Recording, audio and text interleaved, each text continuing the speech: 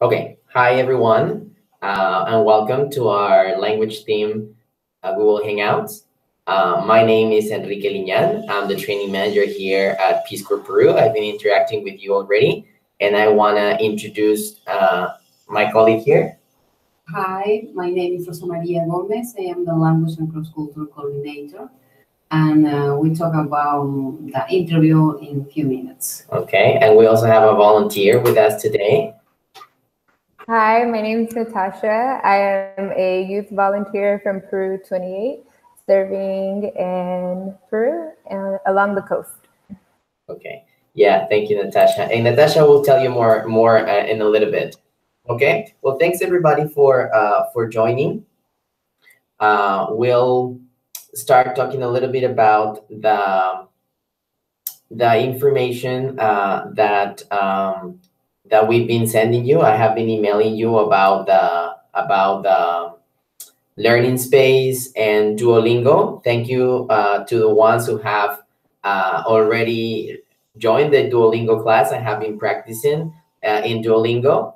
The reason we want our invitees to use Duolingo is to give everybody a chance to refresh on their Spanish language skills and just to brush up on their Spanish skills. So continue practicing it. I know that some people have emailed me and said that it's too basic. And if you want some other resources, if you feel that Duolingo is too basic for you, do let me know, send me an email, and we have some other resources that you can use, that you can work with. Right now, I'd like to share with you some of the resources that we have for language in Learning Space. If you you remember that I sent you an email about Learning Space. I'm going to share my screen right now very quickly, and I will show you what we have here on Learning Space. So you can see here that when you open Learning Space, you will go to Peru 32, Training Space Peru 32, right? You will see this, the news forum where you have been posting your videos. So thank you for that. We have great videos there, and our language and culture facilitators have been interacting with you and replying to that. So thank you. And we also, if you scroll down, we have information here about some tasks that you need to complete. You need to upload your aspiration statement and your resume. For the resumes, please look at the samples here.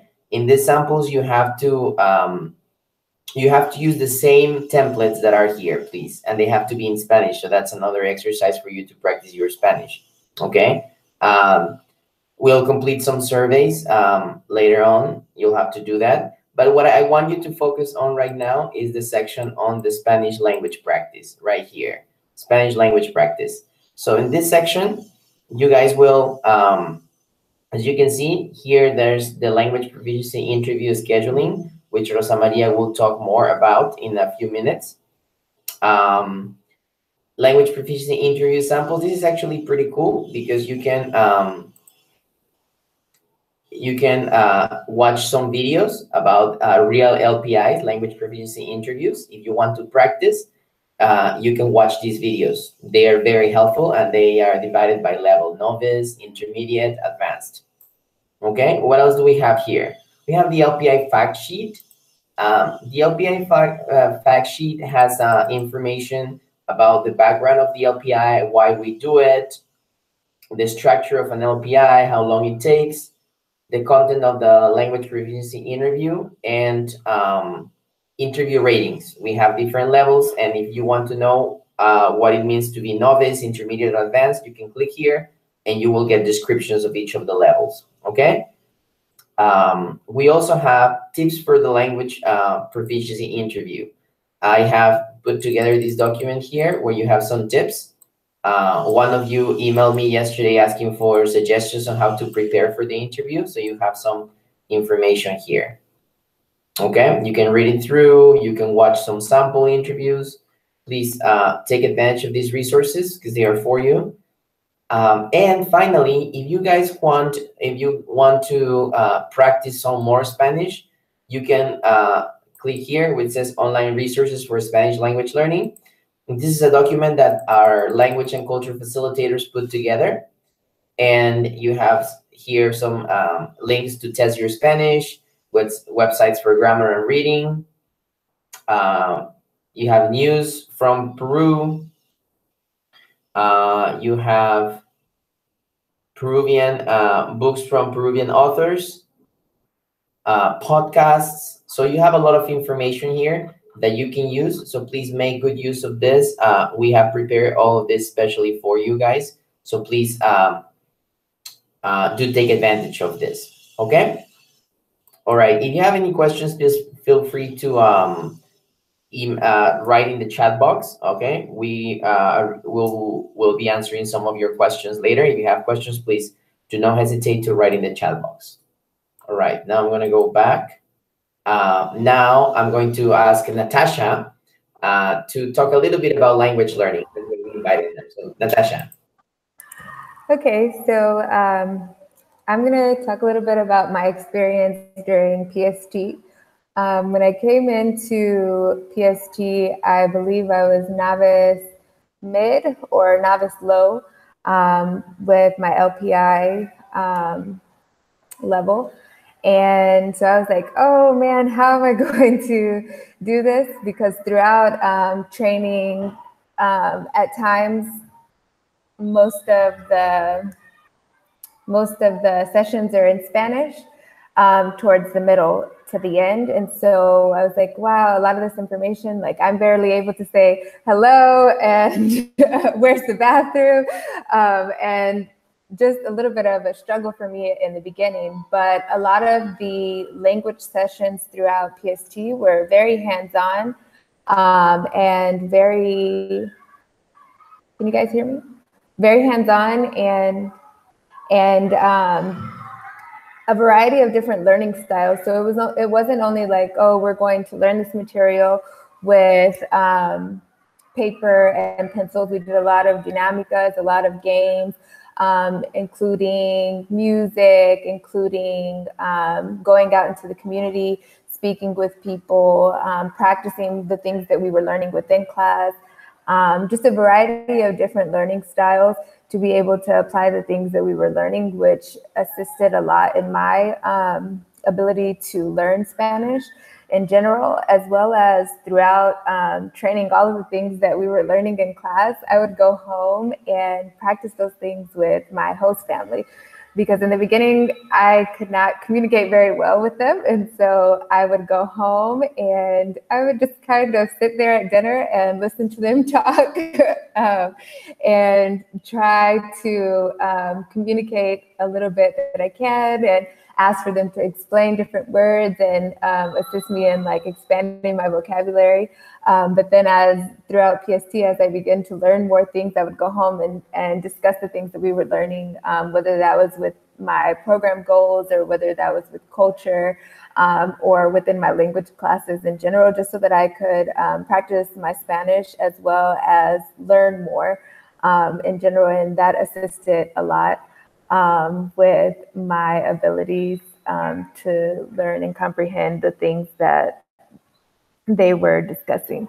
In addition to that, some tips that I would have for you during PST would be to just let the process happen. And sometimes Enrique was saying that some of you had emailed saying that Duolingo is like very basic, right? And it has like a lot of, just basic vocabulary. But when you get to PST and so many different things are coming at you, you're going to start to forget some of those basic things that you thought you knew, because there's so much material that you are receiving, whether that's the language part, culture, or within your program goals in general. And so you start to regress. Even some of my English at times, I'm like, man, how do you say that in English? So just take it as it comes and let the process happen. Practice the things that they're giving to you, even though it may seem basic in the beginning. You'll realize that how those small things will continue to add up to increase your abilities to speak in Spanish. But some additional tips that I have is maybe some word walls. You can create word walls to put your new vocabulary that you're learning and practice it so that you can see it every day. You can watch movies and listen to different music that is in Spanish. Movies with the subtitles help so that you can see different ways to put together sentences based off of like pop culture, you know, as well as what other good things? Just having conversation with people in general. If you have the ability right now to have conversations with anyone in Spanish, that would be great to continue to practice. But during PST2, with your families, with staff, as well as community members that are in the neighborhoods that you're living in, is an awesome way for you to practice your Spanish and continue to improve. I also had a verb wall because verbs are hard for me. And even for those of you that have more advanced levels of Spanish, a verb wall would be very useful for you to practice conjugating verbs in whatever way is more difficult for you. What else a funny story. So during PST, as I said, it was difficult for me to speak Spanish, and I started off at a novice level, and when I left PST, I was intermediate, and now I'm probably around advanced low, more or less. But when I went back to visit my family, they're like, "Hija, you can speak Spanish now. We understand you clearly. In the beginning, you couldn't speak any Spanish. We couldn't understand you ever." And so just really like be patient and let the process happen, because in the beginning, I'm sure like Enrique and Rosa Maria can attest to this. I could not hold a conversation, and now I give plenty of presentations here in my community in Spanish. I have conversations on a daily basis with everyone. I'm highly integrated in my community, and Spanish has not been a challenge for me at all in the work that I've done in my community. And I've had a lot of success within my community and the work that I'm doing with community members. And Spanish has been the least of my concerns within the challenges that I've had here in my community. So just continue to let the process happen and utilize the resources that are available for you and continue to practice. Thank you, Natasha. There is a question from one of our invitees. Jaime Ramos is asking, how did you practice Spanish in the evening? Did you spend most of your time practicing with your host family outside of classes? Yeah, so most of the day, right, we're at work and I would get home pretty late. And we'd have homework. And so when I would get home, I would do my homework, get my things ready for the next day. And then I would go and sit with my host family until about 10 o'clock at night. And so, yeah, the day's kind of long, but that allowed me to build a relationship with my host family and allowed me to spend time with them. And we would eat dinner. Sometimes we would go into the living room and spend time that way. I would play with my host's nephew and my niece. But you will get out of training kind of late, but it depends on you. And I did make time for myself. As I said, the first hour that I got home, I would do my homework and I would get my things ready so that I knew that everything that I needed to do for myself was already taken care of. And then I would go spend time with my host family until it was time for me to get ready to take my shower and go to bed. All right, thank you so much, Natasha. So if you have any other questions for Natasha, please feel free to type them in the chat box, okay? We'll continue with Rosa Maria now. She will talk about language proficiency interview. Thank you, Natasha. Yeah, thank you. Yes. Oh, there's another question just popped up, Natasha. The question is, what did homework look like in your experience? What was Spanish homework? So it was different. Sometimes it was reading a material and answering questions. Sometimes it was something that was more hands-on, that we needed to do like interviews and have conversation with community members or with our host families. Sometimes it was like a worksheet format of practicing something in specific, or writing like a short, not like an essay, but like a paragraph of some sort in reference to some topic. So it depends. There were several different ways that they assign homework. I don't know if that answers your question. Sorry, those are the kids running. Yeah. Thank you, Natasha. As you can tell, Natasha is in the school where she works, right? Thank you for joining. Yeah. Okay, we're gonna move on. If you have more questions, please feel free to write them in the chat box. And now Rosa Maria is going to tell you a little bit more about the language proficiency interview. Okay, I talk about the interview, and the first week in August is your first interview. During the PST, you will have 3 interviews, but this interview is very important for us in 8th and 9th of August. Yeah, there was a question about the time. The time that you see in Doodle is the time that you will receive your call. Doodle automatically changes the time that we have scheduled to your time zone. So expect the call at the time that you selected in the Doodle, okay?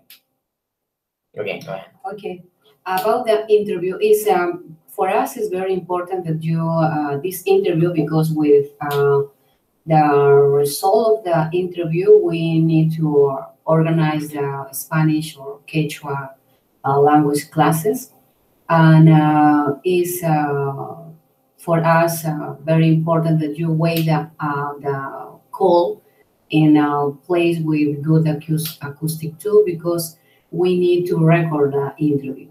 All the interviews we need to record, because it's required to Washington about the interview. Well, when you arrive here, we work in the small classes, with Spanish classes or Quechua classes, depending on the level. The time for your interview maybe will be 10 minutes, 15 or 30 minutes, depending on the level, because the high levels maybe is 25 or 30 minutes, the interview. In the interview, first we talk about the different topics, and I recommend you that you talk ¿cómo se dice? Lo más que pueda. As much as you can. As much as can, because it's necessary that you show me that you can talk in Spanish. It's very important for us. Okay, this is about the interview. When you arrive here, we talk more about that, and we work a lot of. You need to prepare for that. Yeah, thank you, Rosa Maria. And Rosa Maria is your language and culture coordinator, as she said, and she's the one who's going to be helping you throughout the process of learning Spanish. So any questions you have when you get to post, Rosa Maria will be the one giving you support. Please know that what we want is your success. And Rosa Maria, with the language team, myself, and the whole training team, we will support you through that. As Natasha shared, we want all of our trainees to succeed in their language skills. So if you feel like your Spanish language level now is not so good, you will get to the level that you need in order to swearing, as long as you work hard, as you work a lot, as Rosa Maria said, okay? I have a couple questions here from people in the chat box. So it says, will our language proficiency play a factor in determining outplacement? No. We require a minimum of intermediate mid by the end of pre-service training. So everybody should have that level. Now, as Rosa Maria said, we place trainees in groups according to their language level. So people who are at novice level go with people who are at novice level, intermediate with intermediate, advanced with advanced. Okay? Now, we do have Quechua sessions, but those sessions are offered to the people who are at a higher level at the beginning. But then after placement, if we determine that somebody who has a novice level of Spanish is going to a Quechua site, we offer tutoring for that or those trainees. So it does not determine, it's not a factor that people who have a higher level are only going to go to Quechua speaking sites. No, actually we look at the skill sets that our trainees have, the technical expertise, and all of their interpersonal skills, knowledge, skills, and attitudes, and that's how we determine placement. Okay, so the language is not a determining factor. So don't worry about it. Programming determining the site. Right. There are a lot of criteria that they need to evaluate. Right. And they determine when they need to choose a place for you. And we will tell you more about that when you're here, what our criteria are. And then the other question we have here is on time. It says, I'm not sure on time. Okay, so when you go and when you click on Doodle, let's try that. Okay, let's try. Let me share my screen. Just a minute. Okay, so if you click on here, scheduling, you'll go to Doodle. So for example, here, the person who's asking is Daniel. Let's look for it. Okay, so Daniel, you chose, let me see.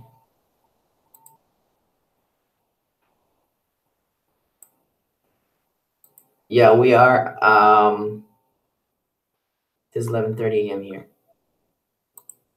You actually chose 11:30 a.m. for us, our time. We are on the same time here, according to this, but it does change depending on your time zone, okay? It does change depending on your time zone. Doodle adapts this to your time zone. So whenever the time that you click and that you chose, that's the time that you will be called. So Daniel, you actually chose 11:30, not 12. That's what I have for you here. 11:30 a.m. on the 8th, 11:30 to 12 noon. Mm-hmm. Okay.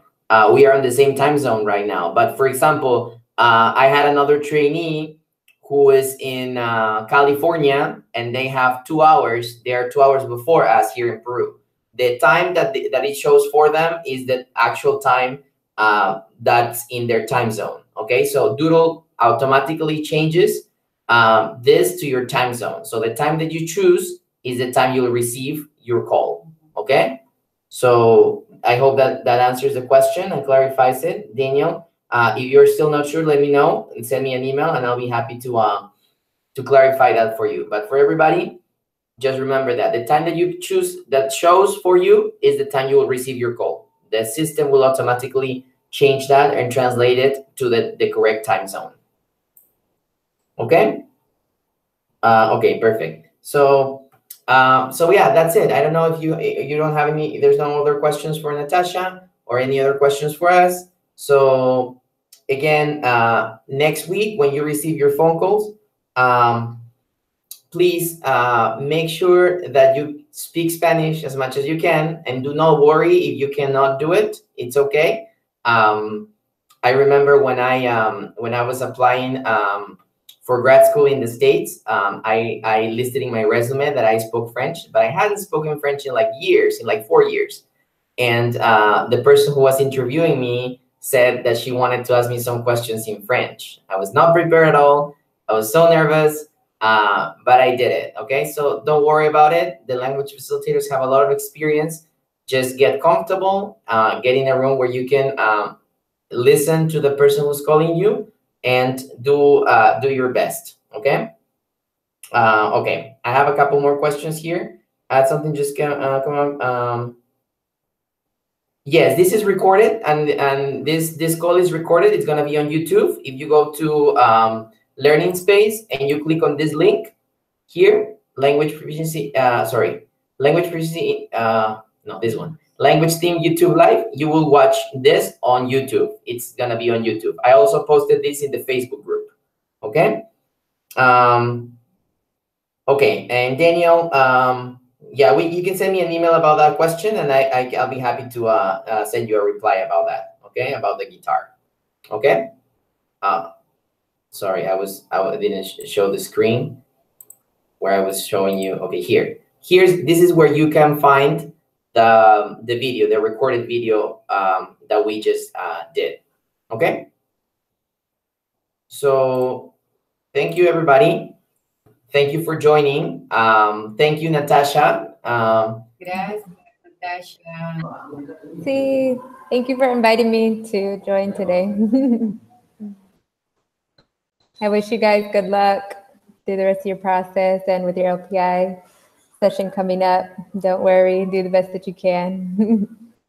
Okay, thank you. And can you imagine Natasha is about to close her service, right? In well, next month you're gonna have to close the service conference.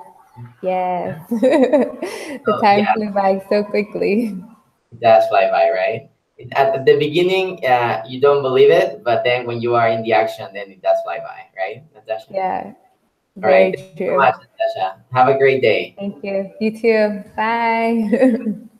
And thank you, everybody. Have a great day. And please, as always, let me know you have any questions. Natasha, there's the last question. Well, Natasha just left. Okay. You'll get to meet Natasha. She just left the call. They were asking about where she's from. Well, you'll get to meet Natasha when you're here at Post, and then she'll tell you more about it. Aspiration statement is in English. Yes, only the resume is in Spanish. The aspiration statement, it has to be in English. Okay? Thank you. Hasta luego. Ciao. See you soon. Bye. Ciao.